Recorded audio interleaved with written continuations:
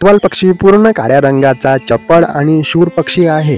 इंग्रजीत याला black drongo म्हणतात। मराठीत याला कोतवाल, पोलिसवाला, पहारेकरी, काळा गोविंद, गोचित घुमा, राजपंखा, काळापंखा, काळबाण्या आणि काही ठिकाणी बाणवा अशी नावे आहेत। कोतवाल हे नाव त्याला मिळाले कारण तो आपल्या परिसराचे रक्षण एखाद्या गावाच्या कोतवालासारखे करतो। तो इतर पक्ष्यांचे रक्षण करणारा पहारेकरी असतो। याचे शास्त्रीय नाव डिक्रुरस मॅक्रोसर्कस आहे।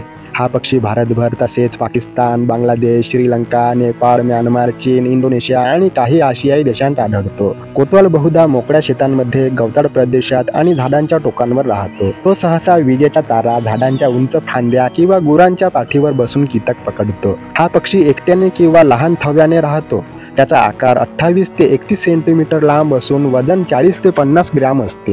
याची शेपटी लांब दुभंगलेली व कात्रीसारखी दिसते। पंख काळे असून त्यावर निळसर चमक दिसते। डोळ्यांचा रंग लालसर तपकिरी असतो। नर व मादी दिसायला सारखेच असतात, त्यामुळे फरक ओळखणे कठीण आहे। कोतवाल मुख्यतः कीटकभक्षी आहे। तो डास, माश्या, टोळ, गवत किडे, कोळी, फुलपाखरे व छोटे कीटक खातो। तो हवेत उडणारे किडे झपाट्याने पकडतो। तो कधी कधी इतर पक्ष्याचे आणलेले खाद्यही पटकन हिसकावून खातो। तो हिंस्त्र पक्षी जसे कावळा, ससाणा किंवा गरुड हुसकावून लावतो, त्यामुळे इतर लहान पक्ष्यांनाही संरक्षण मिळते। एप्रिल ते ऑगस्ट हा यांचा प्रजनन काळ असतो।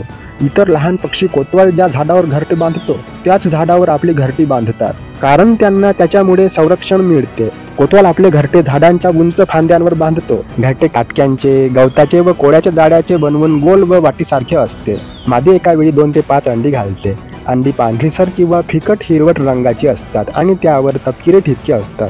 पिले सुरुवातीला करडसर रंगाची आणि मऊ पिसांनी झाकलेली असतात। नर व मादी दोघेही अंडी उबवणे, पिल्लांना खाऊ घालणे आणि संरक्षण करणे हे काम करतात। पिले साधारण 15 ते 20 दिवसांत उडायला शिकतात।